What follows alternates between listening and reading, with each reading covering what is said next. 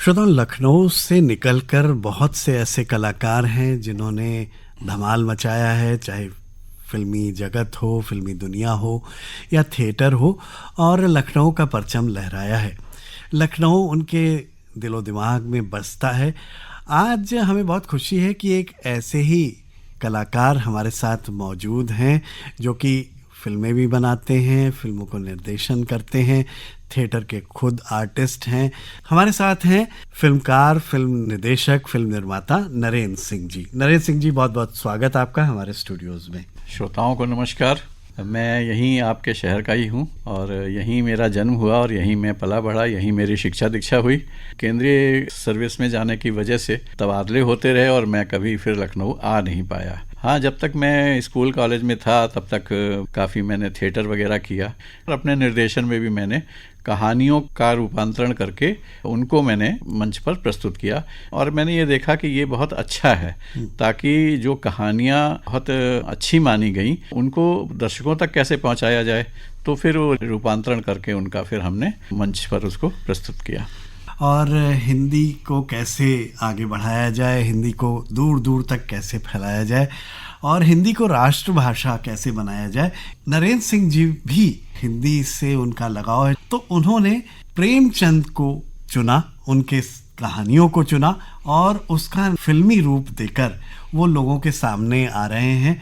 सबसे पहले तो ये बताइए नरेंद्र सिंह जी कि आपने प्रेमचंद जी को ही क्यों चुना? जो कहानी हम पढ़ते हैं, किसी भी लेखक की हम कहानी पढ़ लें, उससे इमेज बनती चलती है, एक दृश्यावली अंदर निर्मित होती रहती है, पात्रों को लेकर के, दृश्यों को लेकर के।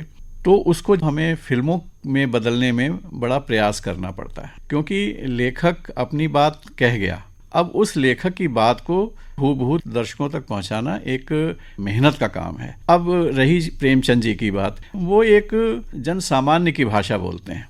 उनकी लेखनी आप देखिए, इतनी बहती हुई लेखनी है और जो उसमें उन्होंने शब्दों का इस्तेमाल, जो वाक्य बनाए, वो ऐसे ही जैसे हम लोग आम तौर पर बैठ करके बातें करते हैं।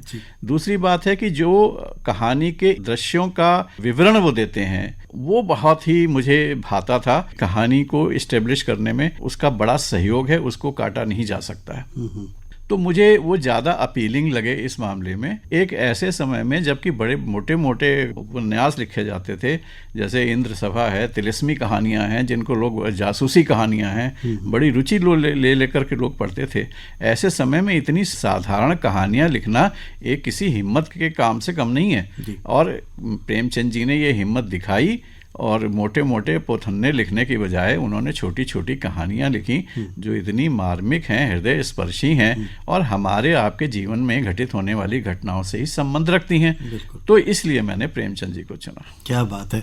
मैं श्रोताओं आपको बताना चाहूँगा कि नरेंद्र सिंह जी ने अभी 3 ऐसी फिल्में बनाई हैं जो कि मुंशी प्रेमचंद जी की कहानियों पर आधारित हैं। पहली उन्होंने कफन बनाई थी और उसके बाद उन्होंने गुल्ली डंडा बनाई और अभी हाल में ही उन्होंने बड़े भाई साहब ये कहानी का भी फिल्मांतरण किया है। कफन आपने पहली फिल्म बनाई थी, इसमें भी आपने लखनऊ के ही कलाकारों को क्यों चुना और उस परिवेश को दिखाने में भी आपने वो लोकेशन चुनी? कुछ इसके बारे में हमारे श्रोताओं को बताइए। निश्चित रूप से मेरे खून में लखनऊ बहता है, तो अब यहाँ के लोगों से भी प्यार होना स्वाभाविक ही है।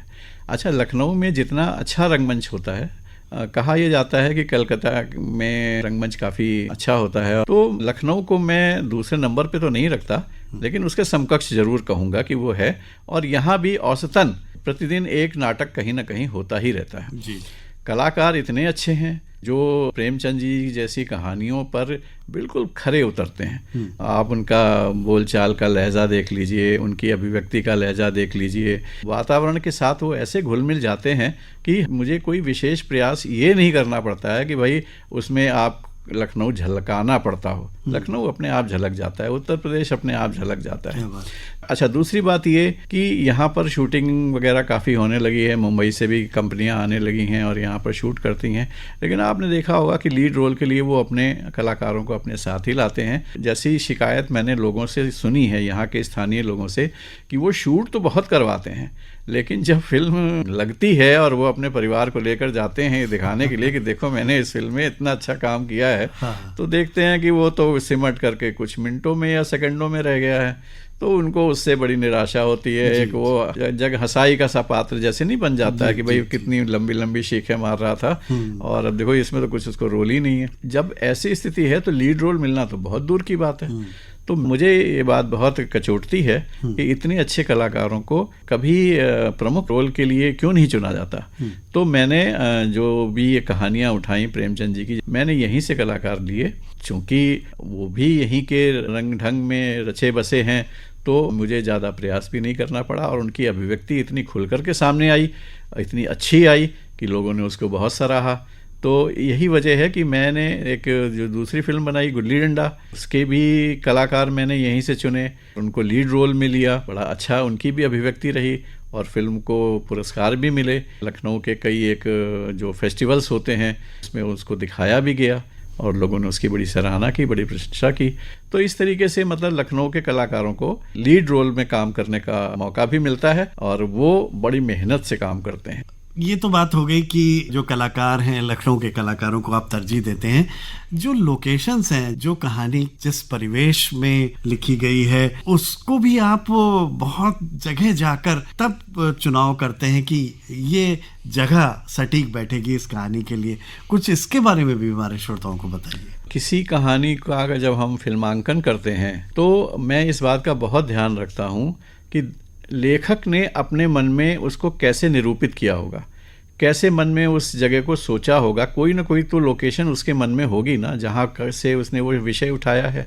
कुछ तो पात्र उसके जिसका उन्होंने नाम दिया हुआ है, उसके बारे में कुछ तो उन्होंने इमेजिनेशन किया होगा ना। तो मैं उसके उतनी ही करीब जाने की कोशिश करता हूँ। कहानियों को 100 बार पढ़ करके इस तह तक जाने की कोशिश करता हूँ कि भाई इन्होंने क्या सोच रखा है। बहुत ज़्यादा सफलता तो इस मामले में मिलनी नहीं, लेकिन कहानी पढ़ते समय अगर आप इसको महसूस कर सकते हैं तो इसका मतलब है आप लेखक के विचार के उतना ही नज़दीक जा पा रहे हैं।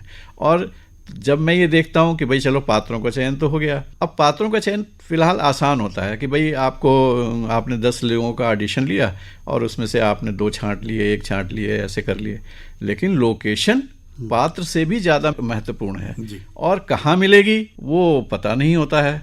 तो मैं तो लोगों को इधर उधर दौड़ाता हूँ, उनमें से कुछ ठीक होती हैं, कुछ नहीं होती हैं। फिर मुझे जा कर के देखना भी पड़ता है कि भाई इसने जो भेजा है ये माकूल है या नहीं है। लेकिन मैंने ये भी देखा है कि जो इमेज या जो लोकेशन आपके दिमाग में है वो कहीं होती है। बेशक आप बहुत घूम फिर करके वहाँ पहुँचते हैं, लेकिन आप वहाँ पहुँचते हैं और आप जब देखते हैं अरे हाँ यही तो मैंने सोच रखा था। लेकिन ऐसी चीज़ें बहुत दूर दराज मिलती हैं, क्योंकि शहरीकरण ने जो हमारा ग्रामीण स्वरूप था उसको बदल के रख दिया है। ना पहले जैसी वो सड़कें रही हैं, ना पहले जैसी झोपड़ियाँ रही हैं, ना कच्चे मकान रहे हैं। सब पूरे गांव में डेवलपमेंट हो गया है। तो जो गांव का स्वरूप प्रेमचंद जी ने सोचा था उसका मिलना बड़ा मुश्किल काम हो जाता है और उसके लिए मुझे बहुत दूर दूर तक जगहों को देखने के लिए खुद जाना पड़ता है और वहाँ जा कर के चीज़ पसंद भी आती है, नहीं भी आती है। तो इस तरीके से लोकेशन को मैं बहुत महत्व देता हूँ और उसके लिए मैं जी जान लगाता हूँ। आपको सरकार की तरफ से कुछ भी योगदान नहीं मिलता? नहीं, कोई भी नहीं। जबकि फिल्म को बढ़ावा देने के लिए तो यहाँ तक है कि 1 करोड़ या कितने करोड़ दिया जाता है अगर उसकी शूटिंग उत्तर प्रदेश में कराई जाए, ऐसा सुनने में आया। ये बड़ा भारी चक्रव्यूह है जिसमें कितने द्वार तोड़ने पड़ेंगे भगवान जाने। तो यानी आपका उद्देश्य ये है कि ज़्यादा से ज़्यादा लोगों तक मुंशी प्रेमचंद जी की कहानियाँ पहुँचे। इसके लिए जो आपने मीडियम अख्तियार किया है वो ये है कि जगह जगह आप इसको फ्री में प्रदर्शित कर रहे हैं। स्कूल कॉलेजेस में ग्रुप्स में जाकर आप इसका प्रदर्शन कर रहे हैं। यही योजनाएं हैं आपकी? मेरी योजना है इसलिए कि मैं इन फिल्मों की रीच बढ़ाना, अपनी नहीं फिल्मों की रीच बढ़ाना चाहता हूँ। कि देखिए एक फिल्म के लिए क्या ज़रूरी होता है, एक हीरोइन ज़रूरी होती है, एक हीरो ज़रूरी होता है और एक विलन ज़रूरी होता है और कुछ नाच गाने ज़रूरी होते हैं, अच्छा म्यूज़िक ज़रूरी होता है। हमारी फिल्मों में ये सब है ही नहीं। तो जब नहीं है तो उनको ये बात जचती नहीं है कि जब हम उनके पर ये विषय लेकर के जाते हैं, क्योंकि हम एक विषय पर फिल्म बना रहे हैं। हम किसी को प्रमोट करने के लिए या सिर्फ कमाने के लिए नहीं, ये तो ज़रूरी है कि पैसा तो चाहिए चाहिए, बगैर पैसे की फिल्में कैसे बनेंगी। लेकिन ये है कि उसका उद्देश्य इतना संकीर्ण कर दिया जाए कि हम अपने उद्देश्य से ही भटक जाएं, वो बात ज़रा मुझे जचती नहीं है। तो मैं जो ये फिल्में मैंने बनाई हैं, मैं इनकी रीच बढ़ाना चाहता हूँ, दर्शक को जोड़ना चाहता हूँ। और आपको मैं ये बता दूँ कि जहाँ जहाँ मैंने दिखाया है, आयोजन किया है, लोगों ने इसको बहुत सराहा है। इतने अच्छे कमेंट्स मुझे मिले हैं कि कुछ पूछे नहीं। और जिस वर्ग की बात OTT वाले करते हैं, युवा वर्ग की, मैं यहाँ लखनऊ में एक फेस्टिवल हुआ था, उसमें मैंने अपनी फिल्म दिखाई थी गुल्ली डंडा, और वो यूथ फेस्टिवल था एक का। तो उसमें सब लड़के ही लड़के बैठे हुए थे, तो मैं थोड़ा सा घबरा गया था कि पता नहीं इनको कैसा लगेगा, कैसे नहीं लगेगा। लेकिन आप यकीन जानिए कि जब फिल्म ख़त्म हुई तो आधा हाल स्टेज पे था मुझसे मिलने के लिए। क्या बात, बिल्कुल।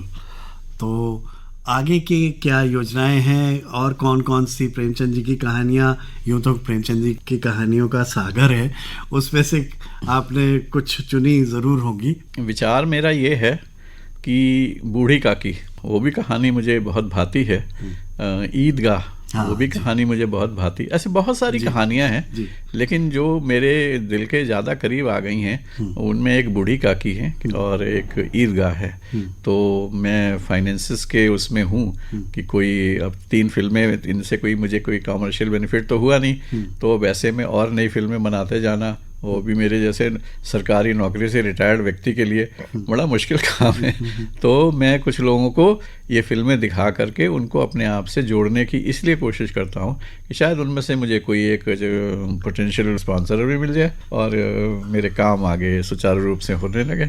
आपकी बातों से मेरे मन में तो कुछ सवाल उठे ही हैं, मेरे ख्याल में कुछ श्रोताओं के मन में भी सवाल उठे होंगे कि रिटायर्ड होके उसके बाद फिल्म बनाने में आप सक्रिय हो गए, तो ऐसे बहुत से लोग जो आपको सुन रहे हैं, तो क्या फिल्म बनाना इतना आसान है?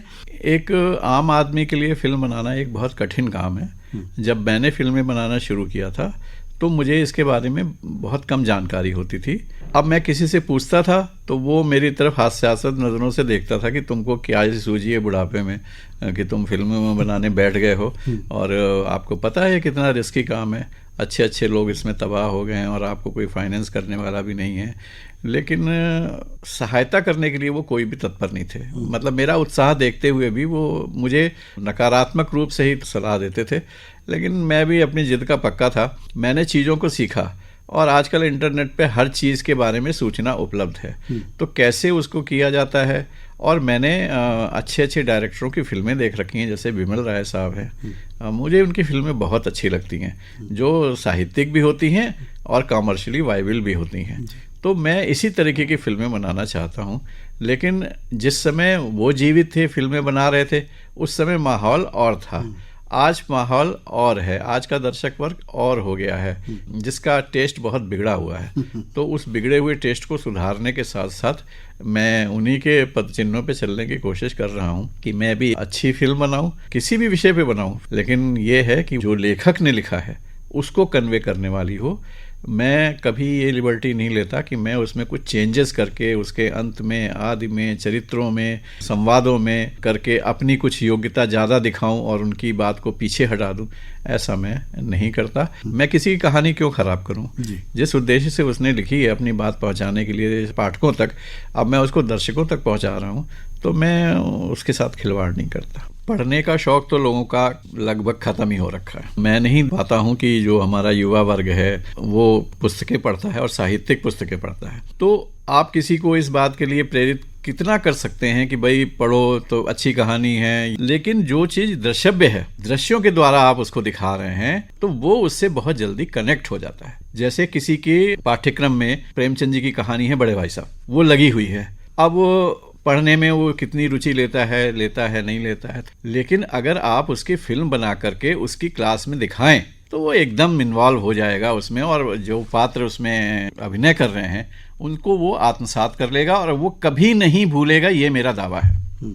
तो अगर हिंदी को वास्तव में लोगों तक पहुंचाना है तो जो ये वीडियो के जरिए अगर हम पहुंचाएं, अच्छा वीडियो भी इंटरेस्टिंग होनी चाहिए, ऐसा नहीं होना चाहिए कि वो बोर हो जाएं और वो मन ढंग से उसको सुने। अच्छा होगा कि हम रोचक फिल्में बनाएं और रोचक ढंग से उसको व्यक्त करें, उनको दिखाएं, तो निश्चित रूप से वो जुड़ेंगे और हिंदी की तरीके से सेवा भी हो सकती। क्या बात। तो नरेंद्र सिंह जी, आप स्टूडियो में आए और आपने बहुत अच्छी अच्छी बातें हमसे शेयर की। आपको बहुत बहुत धन्यवाद।